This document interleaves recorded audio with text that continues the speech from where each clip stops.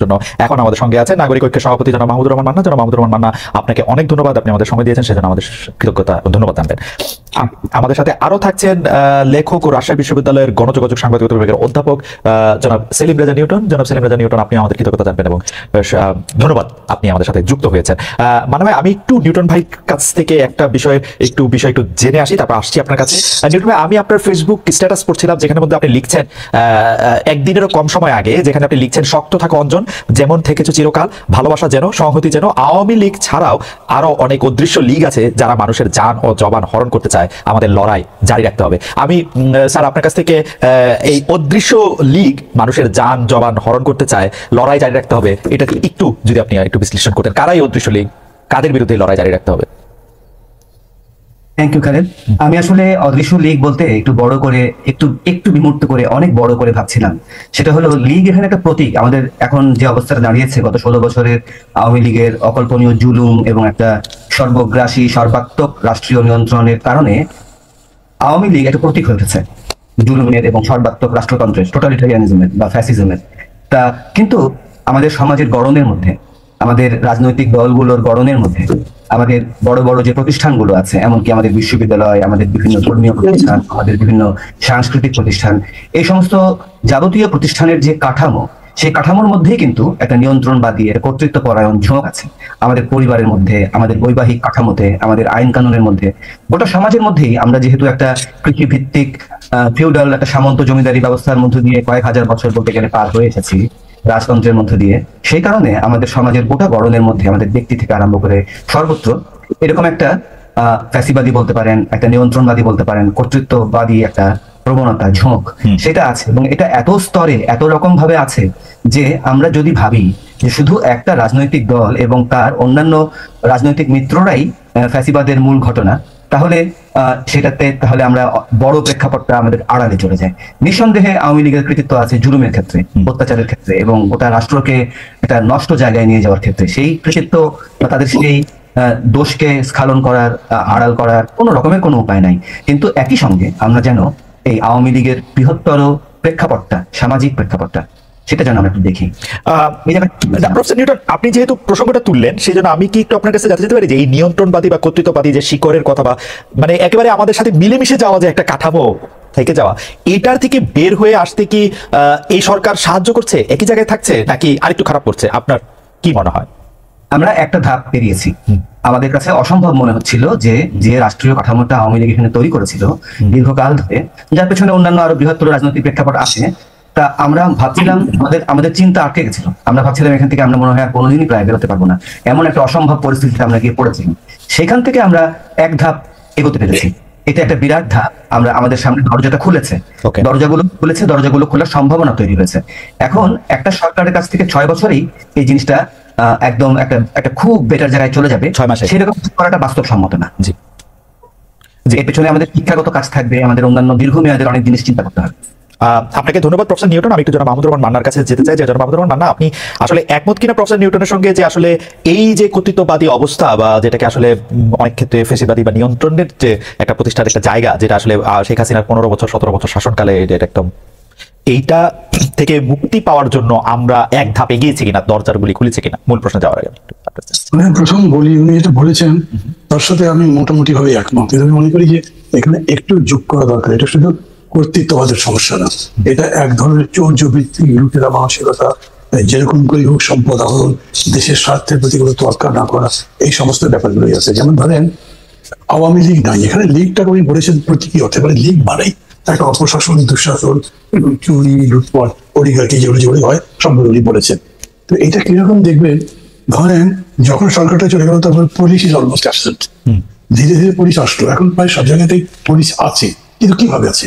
একটা উদাহরণ, যে এরা অলমোস্ট কোনো ডিউটি করে না, এরা হিসাব করে যে এরপরে কে আসতে পারে, এ চলে গেছে তাহলে বিটা কে, বি কে এসছে এবং বি আসলে কিরকম বিহেভ করতে পারে, তার সাথে আমি কেমন বিহেভ করবো, আমি কি তার একটা পার্টনার হতে পারি, তার শেয়ার হতে পারি, তার স্থাবক হতে পারি।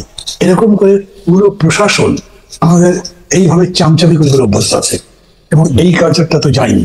যে লড়াইটা হয়েছে সেই লড়াইয়ের পরে আমরা বলছি যে আমরা একটা গুণগতভাবে উন্নত রাষ্ট্র করবো, গণতান্ত্রিক রাষ্ট্র গড়বো, কিন্তু এই গুণগত বিষয়টা তো তাদের মধ্যে একেবারেই কোনো প্রতিক্রিয়া চলছে এরকম না আমার মনে হয়। ফলে তারা এই পরিবর্তনের গুণগত দিক কিছুই বোঝে না।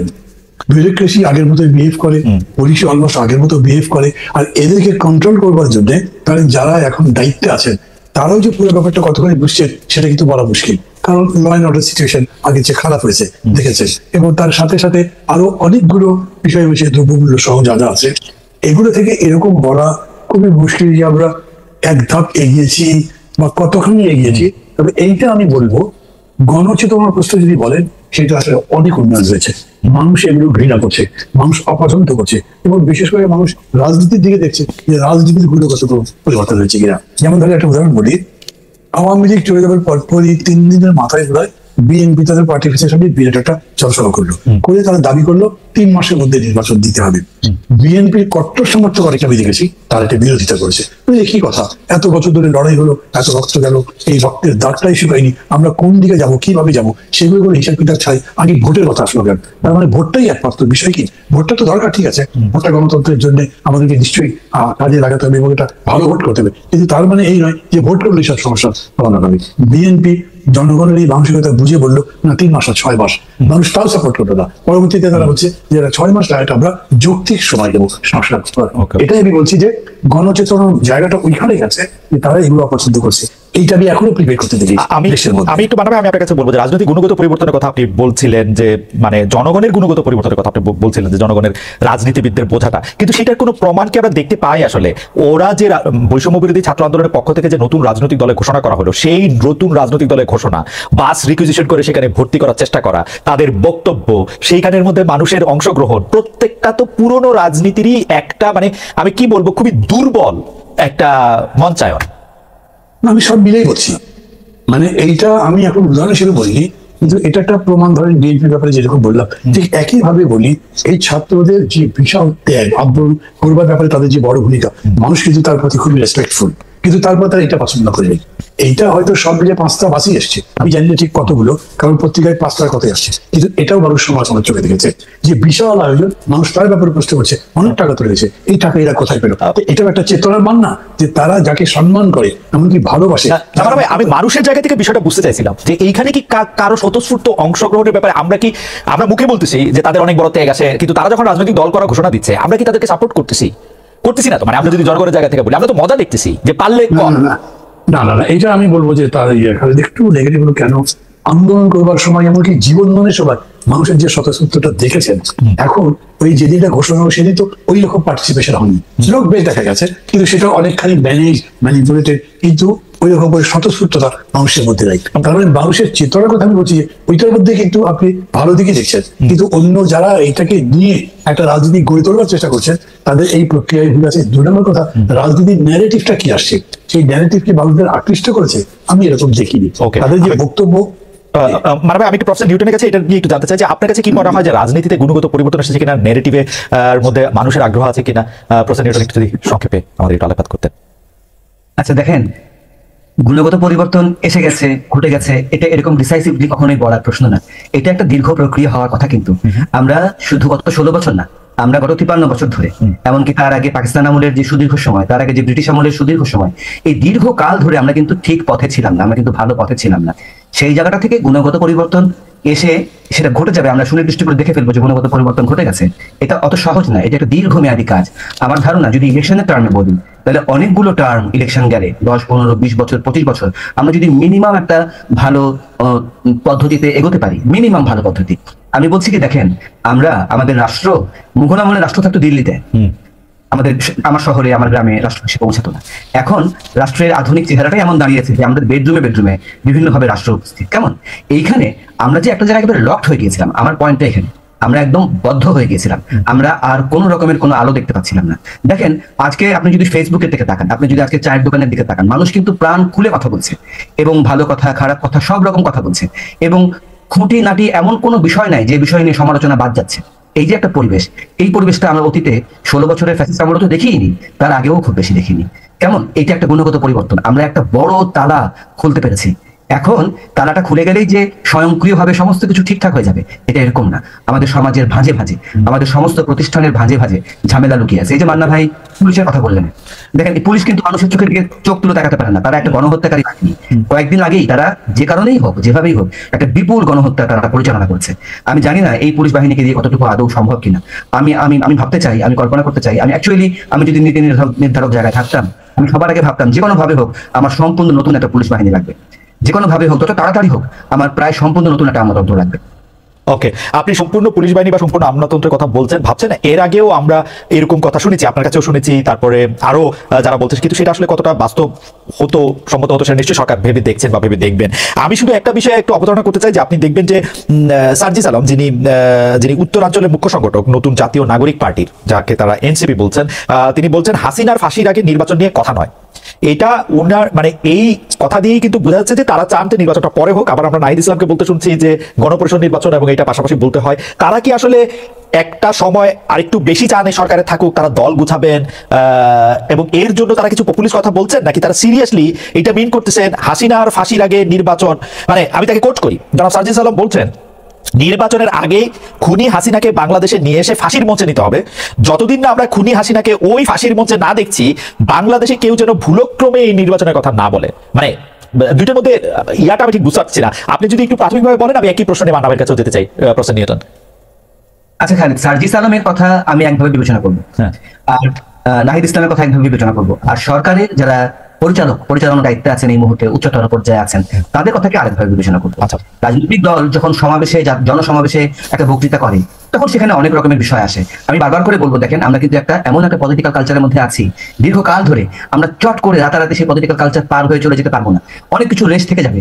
কিন্তু আমি ঝোঁকটা দেখতে চাই যে ওভারঅল ঝোঁকটা কেমন, ওভারঅল ঝোঁকটার মধ্যে কি বের হয়ে আসার, পার হয়ে যাওয়ার, সামনে যাওয়ার প্রবণতা আছে একটু। আপনি একদম পরিষ্কার করেছেন। আমি একটু জনাব মাহমুদুর রহমান মান্নার কাছে বলতে চাই যে উনি রাজনৈতিক দল এবং সরকারের মধ্যে আলাদা করতে থাকতে চান, এবং এই যে হাসিনা ফাঁসির আগে নির্বাচন নিয়ে কথাই নয়, এইটা নিয়ে আপনার মতামত একটু জানতে চাই জনাব মাহমুদুর রহমান। মানে যদিও উনি ধরেন সরকারের দুটো স্তর আলাদা করে দেখিয়েছেন, তারপরে আমি ওই যে দুটো স্তরেই যদি আমি দেখি, তারপরেও যেই কাজটা মনে করছেন যে সময় লাগবে, সার্জিস আলমের অনেকটা ডেমাগগের মতো, মাঠের বক্তাদের মতো করে মানুষকে একটু ইনভাইট করার জন্য বা পক্ষে আনবার জন্য ওইভাবে বলছে, মানে ওনার কথা মানে যদি তাই ধরি। আর তার এগেনস্টে দেখেন প্রফেসর ইউনূস, উনি খুবই ক্যাটেগরিক্যালি বলছেন যে উনি মানুষের উপরে লাঠিচার্জ করতে চান না, জেলে দিতে চান না, গুলি করতে চান না, তারা কথা বলুক, মন করে কথা বলুক, কথা বলার জন্য কোনো রকম শাস্তি হবে না। খেয়াল করবেন ডক্টর ইউনূসের এই কথা কিন্তু এক ধরনের ভাবে যদি দেখেন, একটা যুগান্তকারী ব্যাপার। একটা সময় অতিক্রম করে যেখানে মানুষের কণ্ঠ রুদ্ধ করার ব্যাপারটাই প্রধান ছিল, সেটা তিনি সম্পূর্ণ অর্জন করে দিয়ে বলেছেন স্পিক, কোনো অসুবিধা নেই তোমাদের। তার এগেস্টে মনে করেন সার্জিসি হোক কিংবা নার্স কি বলে আপনার ওদের দাঁড়িয়ে কথা বলতে যেই হোক, তারা কি এরকম করে বলতে পারতেন না? তারা তো এর আগে বিতর্কটা শুনেছেন। চাইলেই আপনি শেখ হাসিনার ফাঁসি আদেশ করতে পারবেন, আদেশ করতে পারবেন না, এটা বিচার বিভাগ বলবে। তারপরে কথা হচ্ছে কতদিনের মধ্যে করবে সেটাও ঠিক করতে পারবেন না। তাহলে আপনি কিরকম করে নির্বাচনী প্রক্রিয়া থেকে ওর সাথে এইভাবে বেঁধে দিতে পারেন? আপনি সেটা বরঞ্চ বলতে পারতেন আরো সহজ করে মানুষকে বোঝাবার জন্য যে এদের শাস্তি হতে হবে এবং সেই শাস্তি ছাড়া এই দেশে গণতন্ত্র হবে না। কথা তো অনেকভাবে বলা যায়, কিন্তু উনি যেরকম করে বললেন, যদি আপনি এটা লিটারালি নেন, উনি যেরকম করে বলেছেন সেরকম করে নেন, তাহলে সেইভাবে করা যাবে কি? কতদিনে করা যাবে? ইতিমধ্যেই দেখেন বিএনপির 2-3 জন নেতা এর উপরে রিয়াকশন দিয়েছেন।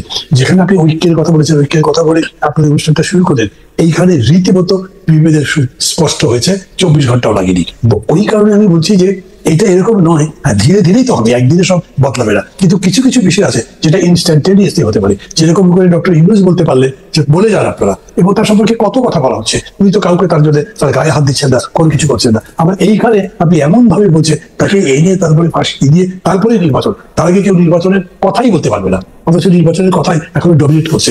পুরো গভর্নমেন্ট নির্বাচনের জন্য সংস্কার করে ডেট ডিক্লেয়ার করে ওটাই তো করছে। তো দুটোকে আপনি কি মনে করতে পারেন যে না এটাও একটা বিকাশের পথে এই বক্তব্য গেছে? সেরকম না, কিন্তু এটা কি যে মিস্টেক আমি মনে করি, এবং একটা আবেগ থেকে বলেছে।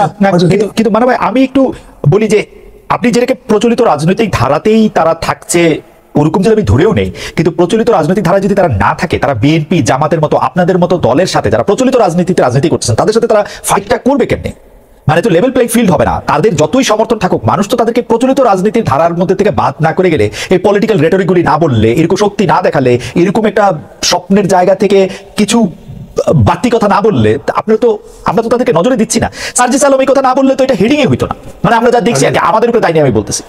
খালেদ খুবই ভুল করছেন, কারণ আপনি মনে করছেন যে এটা বললেই উনি অন্যদের অ্যাটেনশন ড্র করতে পারেন এবং বাই দ্যাট উনি পপুলার হন, পরিচিত হন। এগুলো ঠিক না।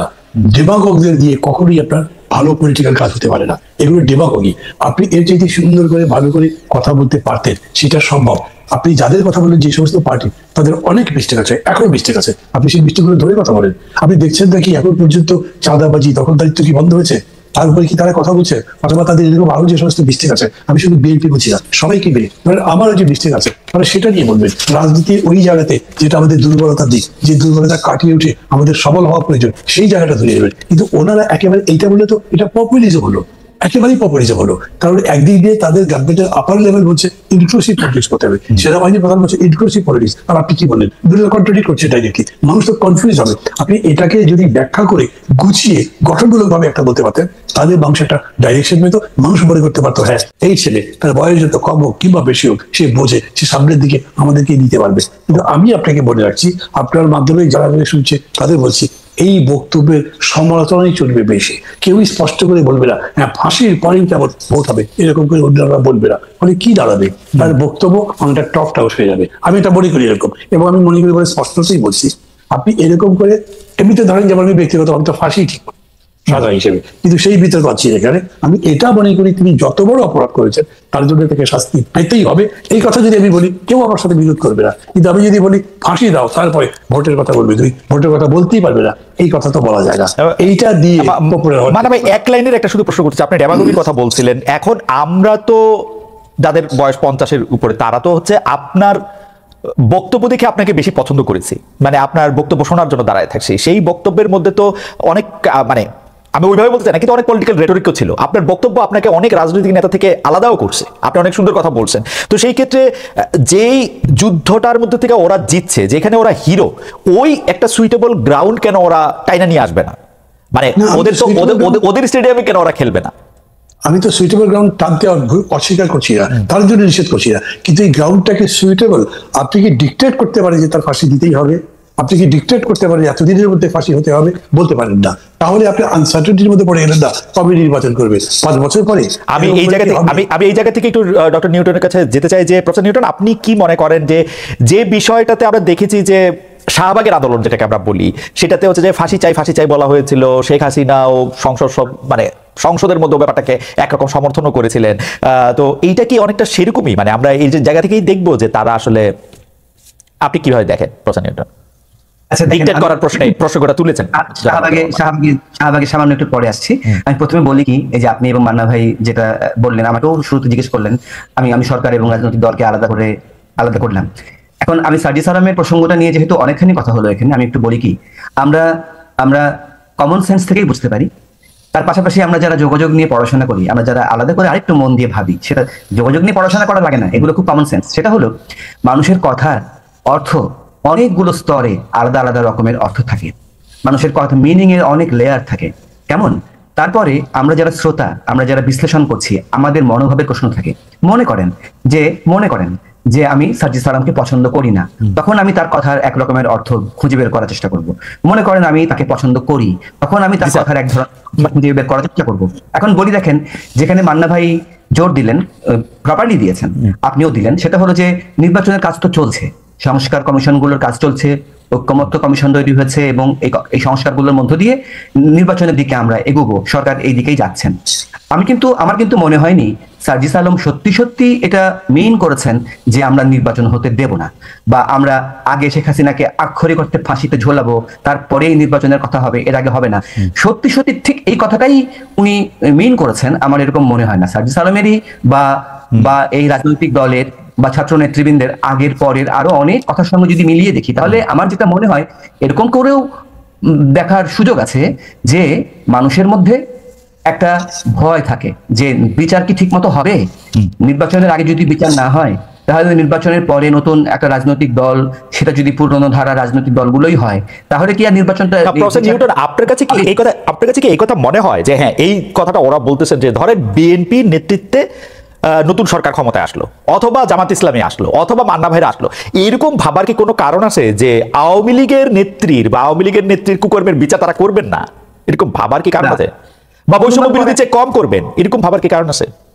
অনুমান করা কঠিন, আমি ভবিষ্যৎ নিয়ে অনুমান করা খুব বিপজ্জনক কাজ, খুবই বিপজ্জনক কাজ। কিন্তু ইতিমধ্যে আমরা নানান ধরনের কথা, নানান ধরনের রাজনৈতিক দলের বিভিন্ন নেতার কাছ থেকে শুনেছি, যেখানে নানান ধরনের ক্লু ছিল, ইঙ্গিত ছিল, ইশারা ছিল যে আচ্ছা, যেমন ধরেন জামাতের নেতা আমির সাহেব বললেন যে আমার বারবার ফ্যাসিবাদ বলতে ভালো লাগে না। কিংবা ধরেন যে আমরা এরকম কথাও শুনেছি যে আচ্ছা, আওয়ামী লীগ নির্বাচনে আসুক না, নির্বাচন করুক না। এই ধরনের কথাগুলোকে বাংলাদেশের অনেক মানুষই ওই একই রকম সুরে দেখবেন না। রাইট, আপনিও মনে হয় জামায়াত এবং বিএনপি কে কম পছন্দ করতেছেন বলে ওই আপনার ফর্মুলাতে স্যার, যে আপনি ফালে আগে থেকেই সিদ্ধান্ত নিতেছেন, মানে ওরকম হচ্ছে কিনা? না, আমার কেসটা একটু আমি আপনাকে রিকোয়েস্ট করবো, আপনার মাধ্যমে সারা দেশের মানুষকে রিকোয়েস্ট করবো যারা আমার প্রতি এক না আগ্রহী, যে আমার ব্যক্তিগত ইতিহাসটা দেখবেন। আমি যাবতীয় রাজনৈতিক দলের বিরোধী বাই ডিফল্ট। আমি যাবতীয় রাজনৈতিক দলকে বাই ডিফল্ট মনে করি যে এগুলো কর্তৃত্ব পরায়ণ কাঠামো। ওকে, দেখেন, ফলে আমার কোন বিশেষ রাজনৈতিক দলের প্রতি কোন রকমের কোনো পক্ষপাত নাই, কেমন? কিন্তু আমি তো একটা স্বর্গীয় কাল্পনিক জায়গায় বাস করি না। আমাকে অনেক জঞ্জাল, অনেক আবর্জনা, অনেক ভালো মন্দ মিলিয়ে একটা সমাজে বাস করতে হয়। সেখানে আমাকে ফর দ্য মোমেন্ট নানান কিছু বেছে নিতে হয়, কেস বাই কেস বেছে নিতে হয়। স্থায়ীভাবে আমি সিদ্ধান্ত নিতে পারি না যে অমুক দল অমুক ধারা সেটা ভালো, অমুক দল অমুক ধারা খারাপ। হ্যাঁ, সেই দিক থেকে যদি আপনি বলেন, তাহলে আমি বলবো যে অবশ্যই এই এত বড় একটা গণ অভ্যুত্থান বা বৈপ্লবিক একটা গণবিপ্লবের মধ্যে দিয়ে আসা পরিস্থিতির মধ্যে যে রাজনৈতিক দলটা তৈরি হয়েছে, তার কাছে আমার প্রত্যাশা বেশি, তার কাছে আমার প্রত্যাশা অনেক বেশি। অন্যান্য রাজনৈতিক দলের কাছে আমার প্রত্যাশাটা কম। ভাই, আমি একটা বিষয় কি জানতে চাইতে পারি, যে ধরেন আমার কাছে কেন জানি মনে হয়, যেটা আমি মান্না ভাইকে বলতেছিলাম যে তার স্টেডিয়ামে গিয়ে খেলার কথা, এইটা আমার কেন জানি মনে হয় যে বারবার এই কথা বলে শেখ হাসিনার বিচারের কথা, যেটা বলা হইতেছে। অথচ আপনি যদি অন্য পলিটিক্যাল পার্টিগুলিকে দেখেন, যে বিএনপি কিন্তু গত 15 বছর 16 বছরে যথেষ্ট পরিমাণে নিপীড়িত নির্যাতিত হয়েছে, যে আমাদের শীর্ষ নেতাদের সবার মৃত্যুদণ্ড হয়েছে, যেটা তারা মনে করে যে সেটা অন্যায়ভাবে দেওয়া হয়েছে। সেই ক্ষেত্রেও আপনি মনে করছেন যে তারা আসলে শেখ হাসিনার শাস্তি বা আওয়ামী লীগের শাস্তিটা কম হতে পারে? মানে এইটা কি আসলে খুব যুক্তি দিয়ে বিবেচনা দিয়ে ভাবার? না, আমি অত সুনির্দিষ্ট করে কম শাস্তি হতে পারে, বেশি শাস্তি হতে পারে এই জায়গাটাতে ভাবছি না। আমি ভাবছি কি, দেখেন, যে আমাদের যখন পরিস্থিতিটা বদলে যায়, যখন আমার মূল ঝোঁক চলে যায়, যেমন মান্না ভাই অলরেডি উল্লেখ করেছেন যে গণ অভ্যুত্থানের মাত্র 3 দিনের মাথা থেকে বিএনপি একবার 3 মাস, একবার 6 মাস, একবার যৌক্তিক সময় ইত্যাদি প্রসঙ্গ তুলে নির্বাচনটাকে অনেক বেশি সামনে এনেছে। সেদিন দেখলাম মাহিন সরকারকে নিয়ে ভালো মন্দ আমি বলতে যাব না, কেমন, সার্বিক মূল্যায়ন করছি না, ওনার একটা পোস্ট খুব ইন্টারেস্টিং লাগলো, যে আসলে জুলাই বিপ্লবের প্রধান কর্মসূচি ছিল যে আমরা নির্বাচন চাই। তা তো না, ঠিক না? উনি একটু স্যাটায়ার করে বলেছেন। কিন্তু আমাদের যখন ঝোঁক থাকে যে আমরা নির্বাচন করে ক্ষমতায় যাব এবং আমরা দেশ পরিচালনা করব, এটা যদি আমার প্রধান ঝোঁক হয়ে দাঁড়ায়, তখন ওই যে ফ্যাসিবাদী ব্যবস্থার বিলোপ, ওই জায়গাটাতে আমাদের ঝোঁক কম যায়। প্রফেসর, আমি আপনার কাছে আসছি, কিন্তু আমি প্রশ্নটা করে রাখি যে আপনার কাছে কি মনে হয় যে একটা, মানে যে বিষয়গুলো আমাদের চাওয়া থাকে, সংস্কার হোক, ফ্যাসিবাদী ব্যবস্থার বিলোপ হোক, নতুন করে নতুন রাজনৈতিক বন্দোবস্ত হোক, সেইটা কি অরাজনৈতিক সরকারের কাছে বেশি নিরাপদ? মানে আপনি কি বলতে চাইছেন যে প্রফেসর ইউনূস সরকার এটা খুব ভালোভাবে করতে পারবে, একটা ভালো নির্বাচন দিয়ে আসা একটা রাজনৈতিক দল সেটা করবে না? আমি এটা একটু আপনার কাছে একটু জানতে চাই, আমি এটা মান্না ভাইয়ের কাছেও জানতে চাই। কিন্তু মান্না ভাইয়ের কাছে যাওয়ার আগে আমি একটু দর্শকদের কাছে একটা প্রশ্ন রেখেছিলাম, এটা যে দেশে অপরাধ বাড়েনি, আগের মতোই আছে। বিবিসি বাংলা সাক্ষাৎকারে প্রধান উপদেষ্টা ডক্টর মোহাম্মদ ইউনূসের এমন দাবি সঠিক বলে মনে করেন কিনা? শতকরা 55% দর্শক মনে করছেন যে হ্যাঁ, তার দাবি সঠিক। শতকরা 45% দর্শক মনে করছেন তার দাবি সঠিক নয়। 76,000 দর্শক ভোট দিয়েছেন। আমি একটু মান্না ভাই আপনার কাছে আসতে চাই যে আপনি, মানে এটাকে আমি এখন কিভাবে বলি, যে আপনি প্রফেসর নিউটনের কথা শুনেছেন, সেই প্রেক্ষিতে যদি আপনি একটু বলতে শুরু করতেন যে কেন অরাজনৈতিক সরকারকে মনে হইতেছে যে আমাদের দাবিগুলি মানার জন্য তারা বেশি করে, মানে বেশি এফেক্টিভ হবে বা বেশি ভালো করে এটা পারবে? মানে কমনলি একটা জিনিস দেখেছে তো, যে আমাদের দেশের লোক মার্শাল্লাহ খুব পছন্দ করে, মার্শাল হলে খুব খুশি হয়। অতীতে দেখেছে আইয়ুব খানের মার্শাল্লাহ সমর্থন করেছে, জিয়া রহমান, এরশাদ ইত্যাদি ইত্যাদি সমর্থন করেছে। কেন? প্রথম কথা হচ্ছে যে আমাদের দেশের পলিটিক্সের মধ্যে দুর্বৃত্তায়নের মাত্রা তো বেশি, ফলে মানুষ রাজনীতিকে উপায়ন্তরহীন অবস্থায় সমর্থন করে, ভোট দেয়। কিন্তু যখন শাহাবুদ্দিন সাহেবের মতো একটা লোক প্রেসিডেন্ট, তখন বলবে ওইটাই ভালো, কারণ ওর তো কোনো স্বার্থ নাই, সে তো আরেকবার ইলেকশন করছে না। আজকে ধরেন যখন ডক্টর ইউনূস ক্ষমতায় আছেন, তখন মানুষ মনে করছে ওর তো কোনো স্বার্থ নাই, সে তো সামনে ভোট করবে না, সে তো আরেকবার প্রধানমন্ত্রী হতে চায় না। এবং that is a fact. Doctor Yunus যেটা চান তা মনে হচ্ছে আর তার আচরণের উচ্চারণে, ফলে তার প্রতি তার বিশ্বাস আস্থা বেশি থাকবে, এটা স্বাভাবিক। আর একটা হচ্ছে যে শুরুটা যেরকম করে হয়েছে, এত বড় একটা জালিম সরকার উৎখাতের পরে যিনি আসছেন এবং তার আবার এত আন্তর্জাতিকভাবে এত খ্যাতি সুনাম ইত্যাদি, আমাদের চুরি বাটপারি ডাকাতি লুটপাট এগুলো তো নাই, করেননি তিনি, এখনো করছেন না, কখনো করবেন না। সেই হিসেবে তিনি রাজনীতিবিদদের চাইতে কিছু বেশি পয়েন্ট পান, এটা হলো রিয়ালিটি। এটাই সঠিক কি বেঠিক এই বিতর্কের মধ্যে আমি যাচ্ছি না, কারণ আলটিমেটলি তো রাজনীতি সমাজের নিয়ন্ত্রণ।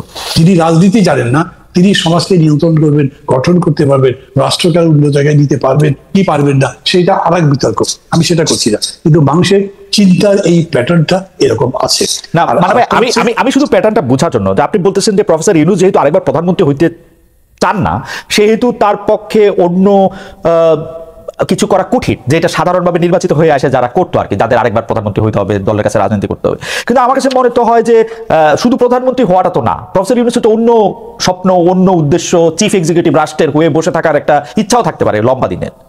মনে করছে না মানুষ এটা, আচ্ছা মানুষ এটা মনে করছে না, উনি তো ইলেকশনে দাঁড়াবেন না বলে দিয়েছেন, উনি তো পার্টি করছেন না, নতুন যে পার্টি হয়েছে সেই পার্টির উনি কিছু নন, তাহলে ওনার সে উদ্দেশ্য নাই। বাকি অ্যাডভাইজার যারা যারা আছেন, অনেকের নাম বলতে পারি আমি, এই 3-4 জন ছাত্র বা শিক্ষার্থী এদেরকে বাদ দিলে, তারাও কোনো সময় এরকম আগ্রহ দেখাননি যে তারা আরেকবার নির্বাচন করবে বা আরেকবার শাসন করার চেষ্টা করবেন। বরঞ্চ তাদের সম্পর্কে বেরিয়েছে, তারা গিয়ে প্রধান উপদেষ্টাকে বলেছেন, স্যার কোথায় দিয়ে আসে, আগে আমরা ব্যক্তিগতভাবে যাই করতাম, অন্তত যে টাকা কামাই করতাম অ্যাডভাইজার হিসেবে আপনি যে বেতন দেন তার থেকে অনেক বেশি সেটা, অতএব তারা কমফোর্টেবল, এটা বোঝাতে চেয়েছে। মানুষ কিন্তু ওদেরটা বিশ্বাস করছে যে হ্যাঁ ওরা যাই করুক না কেন ক্ষমতা নিয়ে লড়ালড়ি করবে না। কিন্তু রাজনীতিবিদ সম্পর্কে সে মনে করে ও আওয়ামী লীগ করে তাহলে তো নিশ্চয়ই সে বিএনপির বিরুদ্ধে ষড়যন্ত্র করবে, ও বিএনপি করে তাহলে তো আরেকবার ক্ষমতায় নেওয়ার জন্য মিথ্যা কথা বলবে, দরকার লাগলে আমাদেরকে ভুল বোঝাবে, এইরকম ধারণা প্রতিষ্ঠিত, সেটাই আছে।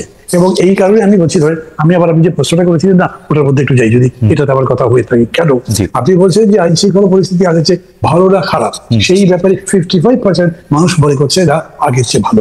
এটা কিন্তু একটা কম্পারেটিভ স্টাডি করলে হয়তো এটা ঠিকও হতে পারে, কারণ যে 2-1টা নিউজ আসছে যাই আসে খুবই ফোকাসড হয়ে আসছে, আর আগে তো পাতা খুললেই এগুলো ছিল, একদম সয়লাভ ছিল, মানে আইন শৃঙ্খলা পরিস্থিতির অবনতির বিষয়টা, সেই তুলনায় 55-45 মেবি জাস্টিফাইড।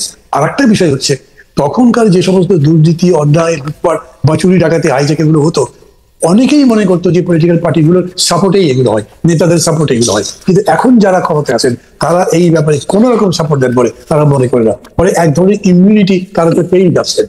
এই কারণে এরকম হয়েছে যে মানুষ এটা মনে করে। যেমন ধরেন আর একটা স্টাডি হয়েছে না, আগে কি জাতীয় সংসদ নির্বাচন নাকি আগে স্থানীয় সংসদ নির্বাচন, প্রথম আলোর একটা সার্ভে বলছে 64% হচ্ছে স্থানীয় সরকার নির্বাচন।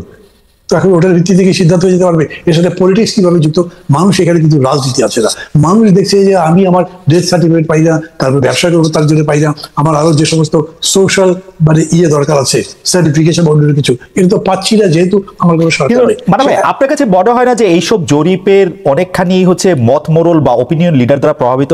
কারণ অনেকে তো এই কথাও বলতেছেন যে পলিটিক্যাল লিডাররা না আসলে বা পলিটিক্যাল গভর্নমেন্ট না আসলে এই যে নিরাপত্তার ব্যাপারটা বা নিরাপত্তা বোধের ব্যাপারটা সেটা আসলে ঠিক হবে না, সেটা আসলে, কারণ এই সরকার কোনো মতে একটু সময়টা পার করে দিচ্ছে, হয় না ক্রিজে বল ঠেকাইলাম, ডাক করলাম, সময়টা পার করে দিলাম, মানে ওরকম আমারও মাঝে মাঝে মনে হয়, কিন্তু আমি ঠিক অতখানি আবার বিবেচনাহীন হতে চাই না। কারণ আমি যখন দেখি যে ধরেন যেরকম করে তার ইতিমধ্যে তার 6টা কমিশনের রিপোর্ট প্রকাশ করেছেন, আমি জানি না কারা থেকে আপনি পেয়েছেন কিনা, পরে বোঝা যায় তো যে তারা পরিশ্রম করেছেন, পড়াশোনা করেছেন, পুরো প্রপোজাল আপনি এগ্রি না করেন, কিন্তু এইটা পুরা জাতিকে আপনি কল্পনা করেন, পুরা জাতিকে কনস্টিটিউশনের বিতর্কের মধ্যে চাপিয়ে দিয়েছে। যারা পার্লামেন্টের মেম্বার তাদের 50% হয়তো কনস্টিটিউশন ঠিক মতো পড়ে অতীতে, এখন আপনার চায়ের দোকানে পর্যন্ত কনস্টিটিউশন না, এটা তো একটা মানে আপনার কাছে ঠিক পাঠ মনে হয় কিনা? এটা তো একটা ঠিক মানে আমরা ওয়ার্ল্ড ব্যাংক থেকে ইন্টারন্যাশনাল এনজিও গুলির থেকে শুরু করে নতুনকার এনজিওর কাজে এগুলা যে কমিশন করবে, রিপোর্ট করে সেটা নিয়ে আলোচনায় রাখবে, কিন্তু শেখ হাসিনা তো সংবিধান দেখে দেখে মানুষের উপর অত্যাচারটা চালায় নাই, সংবিধানটার প্রতিপক্ষ করা হয়েছে, সংস্কারের কথা বলা হয়েছে, এটা আরেকটা পলিটিক্যাল গভর্নমেন্টই তো করতে পারতো বা করা উচিত ছিল। কেউ এরকম বলে থাকেন, আপনার পলিটিক্যাল গভর্নমেন্ট তো করেনি, না মানে করছে, এবারে পলিটিক্যাল গভর্নমেন্টের উপরে সেই চাপ আমরা রাখতে পারতাম যে সংস্কার কমিশনটা করো, এবং সেই সংস্কার কমিশন করে আজকে প্রদেশ কালকে উপদেশ, এটা কিরকম মানে এটা তো মানে যাইছে তাই, মানে যখন যেটা মনে হয়েছে। মানে ভাই আমরা সংস্কার কমিশনের রিপোর্টগুলি দেখছি, সেটা প্রশাসনের সংস্কার কমিশন হোক, সংবিধান সংস্কার কমিশন হোক, প্রতিটা জায়গায় মানে আমি বলবো যে নবিশি ভাবে সেই সংস্কার কমিশনগুলি রিপোর্ট করছে অনেকগুলি জায়গায়, প্রতিটা জায়গায় আমি মানছি, কিন্তু সবগুলোই তারা যেমন ধরনের কনস্টিটিউশনের যে এবং মানবে আমি আরেকটু যোগ করি, এগুলি করতে পরিশ্রম লাগে না। আমি আরেকটু যোগ করি, এগুলি করতে পরিশ্রম লাগে না। এই যে একজন প্রফেসর এখানে আসেন, তার কাছ থেকে আমি শুনবো এগুলি করতে পরিশ্রম লাগে না। যেইভাবে এই কাজগুলি হয়েছে সেগুলি স্যাররা, আমাদের স্যাররা, এই যে নিউটন স্যার আছেন, আমাদের ক্লাসরুমে এর চেয়ে বড় বড় ইয়া দিতেন আসলে। যাই হোক মানবে আপনি বলেন। না, আমি বলছি যে আগে পলিটিক্যাল পার্টিগুলো করি, এরা করছে, সেই করছে যে সেটাকে আপনি কেন ক্রেডিট দেবেন না? একটা তো কথাই চালু হয়ে গেছে, সে হচ্ছে যে বাবা দেশের মধ্যে প্রতিষ্ঠিত হয়েছে যে আমাদের এগুলো বদল করতে হবে। ধরেন এরা পুরোটা করতে পারলো না, দেখা গেল এন্ড অফ দি ডে যে এদের 80% জিনিসই ট্র্যাশ হয়েছে, কিন্তু ধারাটা তো চালু হয়ে গেল। পরে যারা আসবে তারা আবার এটা কন্টিনিউ করতে পারে। সেই অর্থে আমি বলছি যে এদের এই প্রচেষ্টাকে আপনি ধন্যবাদ দিতে হবে, বিকজ আমি মনে করি যে এটা দিয়ে পুরো জাতিকে একটা থিওরিটিক্যাল ডিবেটের মধ্যে, একটা ইথিক্যাল ডিবেটের মধ্যে, মানে একটা জ্ঞানের চর্চার মধ্যে নিয়ে যেতে পেরেছে। আগে এটা ছিলই না। মানে আপনি যখন বলছেন আমি ধন্যবাদ দিচ্ছি, তবে এই বিষয়টা আমি একটু প্রফেসর নিউটনের কাছে একটু জানতে চাইতেছি যে প্রফেসর নিউটনের যে কমিশন সংস্কার করা, এর মধ্যে থেকে আমরা কি পাচ্ছি? আসলে আমার মূল প্রশ্নটা আপনার কাছে ছিল হচ্ছে যে বা যে প্রশ্নটা আমি আসলে করতে চাইছিলাম, বা যে প্রশ্নটার মধ্যে আমি আসতে চাইছিলাম, যে এখানে সংস্কারের কথা বলা হচ্ছে, এখানে বলা হচ্ছে, কিন্তু আমাদের